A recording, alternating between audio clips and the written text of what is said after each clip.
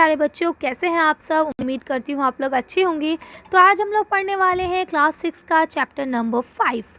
तो वीडियो शुरू करने से पहले हम लोग बता देते हैं आपको कि हमने इसका हिंदी मीडियम जो है वो भी अपलोड कर दिया है और इसके बाकी के जो चैप्टर्स हैं 4 तक वो भी अपलोड किए जा चुके हैं। अगर आप लोग देखना चाहें तो देख सकते हैं।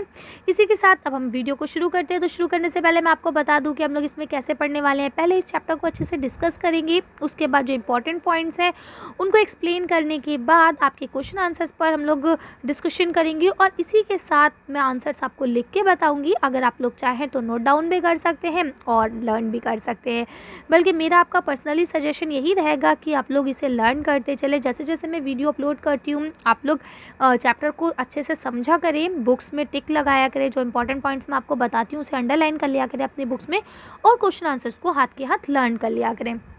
उससे फ़ायदा ये रहेगा कि अगर मान लीजिए आपके एग्ज़ाम्स होते हैं नेक्स्ट ईयर तो कम से कम आप लोग प्रिपेयर रहेंगे पूरी तरह से, क्योंकि अभी कुछ सिचुएशन तो नॉर्मल नहीं हो रही है लेकिन फिर भी कुछ हद तक ऐसा लगता है कि पॉसिबिलिटी है कि हो जाए आप लोगों के एग्ज़ाम्स नेक्स्ट ईयर। ठीक है, तो चलिए आज हम पढ़ेंगे लेसन नंबर 5 है। इसमें हम लोग पढ़ेंगे major domains of the earth के प्रमुख घटक। ठीक है, तो आप सब जानते हैं जैसे कि हम पिछले चैप्टर्स में पढ़ चुके हैं कि सिर्फ और सिर्फ एक हमारा अर्थ ही ऐसा है जिसके ऊपर जीवन है ना। उसका रीज़न ये है कि वहाँ पे जो लाइफ के लिए मेन एलिमेंट्स है जैसे कि ज़मीन, पानी, हवा, ये सिर्फ अर्थ पे मिलते हैं, इसके अलावा कहीं और नहीं है। इसीलिए अर्थ के ऊपर ही ज़िंदगी है। ठीक है, तो अब ये जो 3 आपको कंपोनेंट्स हैं, इन मेन कंपोनेंट्स को, इन एलिमेंट्स को ना एक पूरे प्रॉपर वे में करा जाता है जिसको हम डोमेन्स कहते हैं। ठीक है, तो अब क्या है ये, तो देखिए यहाँ आपको पहला बताते हैं the solid portion of the earth on which we live is called the lithosphere. यानी कि ज़मीन का या हमारी अर्थ का वो हिस्सा जो ठोस है जिसके ऊपर हम रहते हैं, इसको लिथोस्फीयर कहते हैं, यानी कि भूमंडल, ज़मीन, है ना। नेक्स्ट आपको बताते हैं the gases layer that surrounded the earth is the atmosphere. ठीक है, यानी कि वो एक गैस की परत जो हमारे इर्द गिर्द फैली हुई है चारों तरफ, ठीक है, उसे हम क्या कहते हैं, एटमॉस्फेयर कहते हैं, यानी वायुमंडल कहते हैं, जिसमें आपको ऑक्सीजन, नाइट्रोजन, कार्बन डाइऑक्साइड और बहुत सारी गैसेस मिलती हैं। इसके बाद आपको बताते हैं कि हाइड्रोस्फीयर क्या है, तो बोलते हैं water cover a very big area of the earth surface and this area is called hydrosphere. अब कहते हैं कि हमारी पृथ्वी का एक बहुत बड़ा हिस्सा पानी से ढका हुआ है ना, और इस एरिया को हम क्या बोलते हैं, हाइड्रोस्फीयर बोलते हैं। तो पृथ्वी के मेन 3 यही घटक है जिसकी वजह से पृथ्वी के ऊपर ज़िंदगी संभव है। ठीक है, इसके अलावा क्या होता है कि जब ये तीनों स्पेयर्स जो है, ये तीनों डोमेन्स जो हैं, जब एक जगह इकट्ठा होते हैं, वो जगह जहाँ ये तीनों डोमेन्स आके मिलते हैं उसको हम लोग बायोस्फीयर कहते हैं। The biosphere is the narrow zone, ये एक बिल्कुल पतला सा जोन है where we find land, water and air together, जहाँ पे हमें हवा, पानी और मिट्टी एक साथ देखने को मिलती है। ठीक है, जो कि ज़िंदगी का वजूद बनाती है। ठीक है, तो उम्मीद करती हूँ यहाँ तक समझ में आ गया होगा। अब हम क्या करेंगे, अब हम इन तीनों को डिटेल में पढ़ेंगे और समझेंगे कि बायोस्फीयर क्या है। इसी के साथ साथ जो यहाँ आपके ये कॉलम दिए होते हैं इनको भी आप लोग पढ़ेंगे। जैसा कि यहाँ बताया गया है कि ग्रीक लैंग्वेज से लिथोस्फीयर या एटमॉस या हाइड्रो, ये तीनों चीज़ें या बायो, ये सारी चीज़ें ग्रीक लैंग्वेज से निकली हैं और जिसके अलग अलग मीनिंग्स होते हैं। ठीक है, अब देखिए बात करते हैं हम लिथोस्फीयर की। तो जैसा कि अभी हमने ऊपर छोटी सी डेफिनेशन के ज़रिए आपको बता दिया कि लिथोस्फीयर हम जनरली किसे कहते हैं, ज़मीन को कहते हैं। ठीक है, फिर ये आपको बताते हैं कि हमारी जो पृथ्वी है वो 2 हिस्सों में बटी हुई है, या तो आपका ज़मीन वाला हिस्सा है या आपका पानी है। तो जो ज़मीन वाला हिस्सा है उसे हम लोग कंटिनेंट्स बोलते हैं, यानी महाद्वीप बोलते हैं, और जो वाटर बॉडीज़ है, हग माने बहुत बड़ी बड़ी जो वाटर बॉडीज़ हैं उनको हम लोग ओशन या बेसिन बोलते हैं ना, ओशन बेसिन्स बोलते हैं, यानी महासागर वगैरह, है ना। तो अब आप लोग को पता है कि हमारे कितने कंटिनेंट्स हैं, हमारे 7 कंटिनेंट्स हैं, और ओशंस कितने हैं, ये हमारे 5 हैं, है ना। चलिए, तो अब हम लोग ये देखिए, यहाँ आपको ये मैप जो दिखाया गया इसके थ्रू आपको सब चीज़ें बताने की कोशिश की गई है। जैसे अब देखिए आपका ये नॉर्थ अमेरिका, साउथ अमेरिका 2 हो गए। ठीक है, उसके बाद ये आपका देखिए ये हो गया यूरोप, एशिया, अफ्रीका, और ये हो गया आपका अटलांटिक, अंटार्कटिका, और उसके बाद ये हो गया आपका ऑस्ट्रेलिया। तो इस तरह से ये 7 तो आपके हो गए क्या, महाद्वीप। है ना, यानी कंटिनेंट्स हो गए। इसके बाद देखिए आपके 5 ओशंस हो गए, एक पैसिफिक है, एक इंडियन ओशन है ना। इसी के आगे आप आएंगे तो ये देखिए ये आर्टिक ओशन है, ठीक है। इसी के बाद ये आप देखेंगे तो अटलांटिक ओशन भी है ना। ये देखिए तो इस तरह से ये 5 ओशंस हो गए आपके, ये साउथर्न ओशन है, ठीक। तो ये 5 ओशंस हो गए। तो अब इसे आप अपनी बुक में देखेंगे तो आपको और ज़्यादा क्लियरली दिखेगा, क्योंकि यहाँ पे वीडियो से चल रही है ना, तो ये टेढ़ा टेढ़ा नज़र आ रहा है ना, प्रॉब्लम हो रही होगी आप लोगों को। तो इसे आप लोग एक बार बुक में देखेंगे ताकि आपको अच्छे से समझ में आ जाए। चलिए आगे पढ़ते हैं। तो देखिए अब यहाँ आपको यही कंटिनेंट्स के बारे में बताया गया है कि हमारे 7 कंटिनेंट्स होते हैं, ठीक है, जिसमें आपका पहला एशिया आता है। तो बताते हैं कि एशिया जो है वो सबसे बड़ा कंटिनेंट है, यानी सबसे बड़ा महाद्वीप है, ठीक है। और फिर ये आपको बताते हैं कि ये जो कंटिनेंट है ये कहाँ ईस्टर्न हेमिस्फीयर में है, ठीक। ये हम इससे पहले जान चुके हैं कि हमारे उसमें कितने हेमिस्फीयर हैं, कितने डायरेक्शंस हैं, ये सब हम पहले के चैप्टर्स में जान चुके हैं। कौन कौन से आपके लॉन्गिट्यूड है, कौन से लैटिट्यूड है, ये सब हम पिछले चैप्टर्स में जान चुके हैं। अगर आप लोग ने पढ़ लिए हैं तो बहुत अच्छी बात है। अगर आप पहली दफ़ा हमारे चैनल पे विज़िट कर रहे हैं, पहली दफ़ा इस वीडियो को देख रहे हैं, तो इससे पहले के चैप्टर्स देखें ताकि आपको ये चैप्टर और अच्छे से समझ में आए, ठीक है। आगे आपको यूरोप के बारे में बताते हैं कि ये जो है बहुत छोटा है, ठीक है, एशिया से। और उसके बाद बताते हैं कि ये जो है आपका कहाँ है, आर्टिक सर्कल में है ना। इसके बाद ये 3 साइड्स वाटर बॉडीज़ है, यानी 3 तरफ से पानी से घिरा हुआ है, आप मैप में देख सकते हैं। उसके बाद अफ्रीका के बारे में बताते हैं, तो ये सेकंड सबसे बड़ा कंटिनेंट है एशिया के बाद, है ना। ये इक्विलेटर पे बना हुआ है।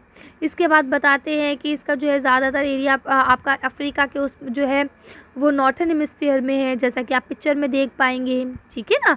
इसी के बाद सहारा डेजर्ट जो है वो भी आपका अफ्रीका में ही है, जो सबसे ज़्यादा बड़ा और गर्म रेगिस्तान है, अफ्रीका में मतलब लोकेटेड है। इसके बाद यहाँ आपको बताते हैं कि जो आपकी सबसे बड़ी सबसे लंबी जो नदी है नील नदी, वो भी अफ्रीका से ही निकलती है, ठीक है। तो फिर उसके बाद नॉर्थ अमेरिका की बात बताते हैं कि नॉर्थ अमेरिकन क्या है। तो नॉर्थ अमेरिका जो है वो 3rd सबसे बड़ा कंटिनेंट है, ठीक है, यानी इन दोनों के बाद आता है। ये बहुत ज़्यादा नॉर्थ जो साउथ अमेरिका है इससे बहुत पतली सी ज़मीन से जुड़ा हुआ है ये, ठीक है। इसके अलावा बताते हैं यहाँ पे कि ये पूरी तरह से नॉर्थन और वेस्टर्न में है, ठीक है। तो इस तरह से ये आपको सारी चीज़ें पता चल गई। अब जैसे यहाँ साउथ अफ्रीका के बारे में बताया, साउथ अमेरिका सॉरी, है ना। उसके बाद ये ऑस्ट्रेलिया, फिर इसी तरह से यहाँ पे आपको अंटार्कटिका के बारे में बताया गया है। इसके बाद देखिए ये आपका अब हाइड्रोस्फीयर शुरू होता है। तो यहाँ पे हमने एक को पूरा पढ़ लिया। अब हम बात करें हाइड्रोस्फीयर की, तो जैसा कि आप जानते हैं हाइड्रोस्फीयर का मतलब क्या हो गया, वो हिस्सा जो पानी से घिरा हुआ है, ठीक है। अब आपको पता है कि पानी हमें अलग अलग फॉर्म में मिलता है ना। तो यहाँ देखिए बता रहे हैं कि 97% जो है वो आपका ओशन से घिरा हुआ है। लेकिन पता है क्या, 97% अगर हम पानी को मानते हैं ना, तो उसमें सिर्फ और सिर्फ 2.5% पानी ही फ्रेश है, और उसमें भी बहुत सारा पानी जो है वो आपका जमा हुआ है, ग्लेशियर्स के रूप में है। तो इसलिए हम पानी जो पीने का है उसे वेस्ट ना करें तो ही बेहतर है। इसीलिए देखिए आपको पता है यहाँ पे बताते हैं कि हमारा प्लैनेट जो है वो ब्लू प्लैनेट इसीलिए कहा जाता है कि जब उसे आप आसमान से देखते हैं तो पानी की वजह से वो ब्लू नज़र आता है, ठीक है। अब आपकी बात करें अगर ओशंस की, तो देखिए यहाँ आपको बताते हैं कि ओशंस जो है वो कितने हैं, आपके 5 मेन ओशंस हैं। तो उन सब के बारे में यहाँ पर डिस्कस किया गया है, ठीक है। तो आप ये 5 ओशंस के बारे में पढ़ लेंगे। इसके बाद यहाँ पे आपका आता है एटमॉस्फेयर के बारे में, ठीक है। कि एटमॉस्फेयर उसको कहा जाता है जो हमारी गैसेस से भरी हुई एक चादर है जो पृथ्वी को चारों तरफ से घेरे हुए है ना। इसमें अलग अलग तरह की गैसेस मौजूद हैं। तो इसको बनने के लिए भी ना इसकी 5 लेयर्स अलग अलग हैं, ठीक है। तो जो ये 5 लेयर्स है, इन लेयर का अलग अलग काम है। जो सबसे नीचे है इसको ट्रोपोस्फेयर कहते हैं, फिर स्ट्रोस्फेयर कहते हैं, फिर मेसोस्फेयर कहते हैं, फिर थर्मोस्फेयर कहते हैं, है ना। और इसके बाद ये एक्सोस्फेयर है। तो इस तरह से ये सारी आपकी इन सब का अपना अलग अलग काम है। इस वाले एरिया में जो है वो आपकी सैटेलाइट्स वगैरह होती हैं, इसमें आपके रॉकेट्स वगैरह जाते हैं, है ना। और जो आपका जर्नल है मीन, जिसमें वो ये है। और जो आपके हवाई जहाज़ वगैरह है जो कम दूरी वाले होते हैं, जो पास पास लैंड करने होते हैं, वो आपके ट्रोपोस्फेयर में घूमते रहते हैं। तो ये सारी चीज़ें यहाँ आपको बताई गई हैं। उसके बाद यहाँ आपको आगे बताया गया है कि किस तरह से हमारा जो टेम्परेचर है वो इसके अकॉर्डिंग रखा जाता है ना। इसके बाद यहाँ आपको लास्ट पॉइंट है, ये है आपका बायोस्फीयर। तो बायोस्फीयर जो है द डोमेन ऑफ लाइफ, ये ज़िंदगी का घटक है। तो आपको बता दिया गया है कि एक बहुत पतला सा जोन है, नैरो जोन है, जहाँ पे आपकी ज़मीन, पानी और हवा एक साथ मिलते हैं, और जब ये एक साथ मिलते हैं तो वहाँ पे ज़िंदगी संभव होती है। ठीक है, और इसी वजह से हमारा प्लैनेट जो है वो यूनिक प्लैनेट कहा जाता है। क्यों? क्योंकि यहाँ पे लाइफ एक्सिस्ट करती है। ठीक है, तो अब देखेंगे, आप देख पा रहे हैं कि देखिए ये एटमॉस्फेयर भी है, लिथोस्फीयर यानी ज़मीन भी है, और ये आपका हाइड्रोस्फीयर भी है, और यही एरिया वो है जहाँ पे आपकी ज़िंदगी संभव है ना। यही सारी चीज़ें यहाँ आपको बता दी गई हैं, इसके अलावा इसमें और कोई ख़ास चीज़ नहीं है। इतनी चीज़ें आपके जानने की ज़रूरत थी जो कि मैंने आपको बता दी। अब आप जैसे जैसे आगे क्लासेस में जाएंगे आपको और चीज़ें इनके बारे में जानने को मिलेगी। अगर आपकी बेस मज़बूत होती है, अगर आपको बेसिक मालूमात होती है, तब आपको आगे पढ़ने में मज़ा आता है। अगर आपको नहीं पता होता है तो आप फिर हिचकिचाते हैं, फिर आपका दिल नहीं लगता पढ़ाई में, है ना। इसीलिए मैं आपको हर चीज़ समझाने की कोशिश कर रही हूँ, ताकि जब आप लोग नेक्स्ट क्लास में जाएँ और हमारी दूसरी वीडियोस देखें तो आपको हर चीज़ और अच्छे से समझ में आए। ठीक है ना, क्योंकि अब आप लोग 6th में आए हैं, अलग अलग स्कूल से आते हैं, गवर्नमेंट स्कूल में, तो आप लोगों का सिलेबस और हर चीज़ चेंज होती है, जिसकी वजह से काफ़ी प्रॉब्लम्स आप लोगों को फेस करना पड़ती है। और ख़ास तौर से आज की सिचुएशन में जब आपका लॉकडाउन लगा है, जब आप स्कूल नहीं जा पा रहे हैं, अपने टीचर्स से नहीं मिल पा रहे हैं, फ्रेंड्स से नहीं मिल पा रहे हैं, तब आपको और ज़्यादा कन्फ्यूज़न होती है। इसीलिए मैंने ये वीडियोज़ बनाई हैं। अगर आप लोगों को पसंद आएँ तो अपने फ्रेंड्स के साथ शेयर करें इसको, उनको भी बताएं कि आप यहाँ से पढ़ सकते हैं। चलिए अब देखिए, ये आपकी एक्सरसाइज शुरू होती है। तो इस एक्सरसाइज में आपके जी तक क्वेश्चन आंसर्स हैं, इनको मैं आपको आंसर शीट पे कराऊंगी, आंसर्स लिख के दिखाऊंगी। उसके बाद टिक मार्क और फिलअप्स हैं, तो ये सब हम आंसर शीट पे एक साथ करेंगे। इसके बाद देखेंगे आपको जो लिखा है थिंक टू डू, सोचिए और करिए। तो ये चीज़ें जो हैं, अगर आपके टीचर्स आपको करने को कहते हैं तो आप करेंगे, अदरवाइज़ इसे आप छोड़ देंगे। ये मैप स्किल्स हैं, इसको आप जल्दी जल्दी कर लेंगे कि आपको एक मैप बनाना है, उसमें आपको Europe, Asia, Atlantic, south America, Australia, Indian ocean, Pacific ocean, है ना, आर्टिक ओशन और यूरेन माउंटेन और इटनेस जो आपका है, इन सब चीज़ों को आपको उसमें बताना है। तो आप ये आराम से बता सकते हैं, इसमें कोई बड़ी बात नहीं है। चलिए, तो ये चैप्टर इस तरह से हमारा कंप्लीट होता है। अब हम लोग क्वेश्चन आंसर्स को पढ़ते हैं, उसके बाद वीडियो को फिनिश करेंगे। तो देखिए, अब आपका यहाँ लिखा हुआ है पहला question, what are the 4 major domains of the earth. तो आपको पता है कि 4 मेजर डोमेन्स कौन कौन से हैं। आप लिख देंगे lithosphere, hydrosphere, atmosphere and biosphere. ठीक है, तो बस आपको यहीं तक आंसर लिख लेना है, आगे लिखने की ज़्यादा ज़रूरत नहीं है। अगर आपको 1-2 नंबर में आता है तो बस आपको यही चारों के पॉइंट्स लिख देने हैं। अगर ज़्यादा नंबर में आता है तो आप इसे एक्सप्लेन कर देंगे। Name the major continents of the earth. ठीक है, तो अब आपके अर्थ के जो मेजर कंटेनेंट्स हैं उनके बारे में आपको बता देना है। तो आप 7 कंटेनेंट्स हैं, 7 के बारे में बता सकते हैं आसानी से। ये देखिए, यहाँ लिखा हुआ है Asia, Europe, Africa, north America, south America, Australia and Atlantic. ठीक है, तो आप इस तरह से इसे आसानी से लिख सकते हैं। अब ये आगे जो आपको दिया हुआ है ना, ये सब लिखने की इतनी कोई ज़रूरत नहीं है, ये एक्स्ट्रा में पॉइंट एडेड है। नेक्स्ट आपको लिखा है name the 2 continents that lie entering in the southern hemisphere, यानी कि ऐसे 2 कंटिनेंट्स के बारे में लिखें जो पूरी तरह से साउथर्न हेमिस्फीयर में है। तो आपका एक ऑस्ट्रेलिया है और दूसरा आपका अंटार्कटिका है। ठीक है, तो आप लिख लेंगे। नेक्स्ट आपका क्वेश्चन देखिए, यहाँ लिखा है name the different layer of atmosphere. Atmosphere की डिफरेंट लेयर्स कौन कौन सी हैं। तो हमने आपको बताया था कि 5 डिफरेंट लेयर्स हैं एटमॉस्फेयर की। कौन कौन सी है? Troposphere, stratosphere, mesosphere, thermosphere and exosphere. ठीक है, तो आप लिख देंगे। उसके बाद यहाँ नेक्स्ट क्वेश्चन है जो कि बहुत इंपॉर्टेंट है, अक्सर आपका पेपर में भी आता है। Why is the earth called the blue planet, यानी अर्थ को ब्लू प्लैनेट क्यों कहा जाता है। तो चलिए इसका आंसर देखते हैं। तो इसका आंसर आप यहाँ से लिखेंगे, the earth is called the blue planet because when it is seen और फोटोग्राफ फ्रॉम स्पेस, यानी अगर हम स्पेस में जाके उसको देखें या उसका फोटोग्राफ लें, इट्स अपीयर ब्लू, ये हमें ब्लू दिखेगा। ड्यू टू रीज़न ये है the reflection of light from the water on its surface, क्योंकि ये पानी से है भरा हुआ, तो जो पानी का रिफ्लेक्शन है लाइट की वजह से वो सरफेस के ऊपर होता है और वो ब्लू दिखने लगता है। It is so called also because the 3/4 और more than 71% of its surface is covered with water. और इसके अलावा दूसरा रीज़न ये भी है कि इसका जो 71% है वो पूरी तरह से पानी से घिरा हुआ है, इसीलिए वही रिफ्लेक्शन होती है और ये हमें ब्लू कलर का नज़र आता है, इसीलिए हम लोग इसे ब्लू प्लैनेट कहते हैं। नेक्स्ट आपका क्वेश्चन लिखा है, why is the northern hemisphere called the land hemisphere. Northern hemisphere जो है, जैसा कि हम पिछली वीडियो में जान चुके हैं कि हमारी जो पृथ्वी है उसको हमने दो हिस्सों में बांटा है, ये ऊपर नॉर्थ और ये वाला साउथ है ना। तो जो ये आपका नॉर्थन हेमिस्फीयर है, ये जो ऊपर वाली कटोरी है, इसको हम लोग लैंड हेमिस्फीयर क्यों कहते हैं, यानी ज़मीन से घिरा हुआ हेमिस्फीयर क्यों कहते हैं। तो बेटा उसका रीज़न ये है कि जितने भी आपके कंटिनेंट्स हैं मोस्ट ऑफ सारे इसमें हैं, या कुछ ऐसे हैं जो हल्का हल्का नीचे निकल रहे हैं, अदरवाइज सारे कंटिनेंट्स इसमें ही आपके देखिए, नॉर्थ अमेरिका इसी में ही है, आपका यूरोप इसी में ही है, आपका एशिया इसी में ही है ना। आपका इसके अलावा अमेरिका वाला जो है, नॉर्थ अमेरिका भी इसी में ही है। थोड़ा सा जो आपका ऑस्ट्रेलिया वाला है, ऑस्ट्रेलिया पूरी तरह से है, लेकिन दक्षिण अफ्रीका जो है जिसको आप साउथर्न अमेरिका कहते हैं, वो भी कुछ हद तक इसी में ही आता है ना। तो इसलिए इसको जो है लैंड हेमिस्फीयर कहा जाता है, जैसा कि आप यहाँ देख पा रहे हैं। देखिए आंसर, तो देखिए अब इसका आंसर यहाँ से आसानी से लिख सकते हैं। The northern hemisphere is called a land hemisphere because the greater part of the earth land mass lie in the northern hemisphere, यानी कि जितना ज़मीन का पार्ट है हमारी अर्थ का, वो जनरली इसी में लोकेटेड है। ठीक है, आगे देखिए आपका अगला क्वेश्चन लिखा है, why is the biosphere important for living organism, यानी कि जानदार चीज़ों के लिए बायोस्फीयर क्यों इम्पॉर्टेंट है। तो आप लिखेंगे the biosphere is the narrow zone of contain between land water and air, यानी कि जो आपका बायोस्फीयर है वो एक नैरो जोन है, एक पतला सा रास्ता है एक तरह से, जहाँ पे हवा, पानी और ज़मीन तीनों चीज़ें मिलती हैं और यहीं पे ज़िंदगी संभव है। और इसी वजह से हमारी पृथ्वी जो है वो यूनिक है। Exist as a result of interaction between land, water and air. ठीक है, अब यहाँ पे ज़िंदगी कैसे एक्सिस्ट करती है, क्योंकि यहाँ पे ये तीनों चीज़ें आपस में एक दूसरे से इंटरेक्ट करते हैं।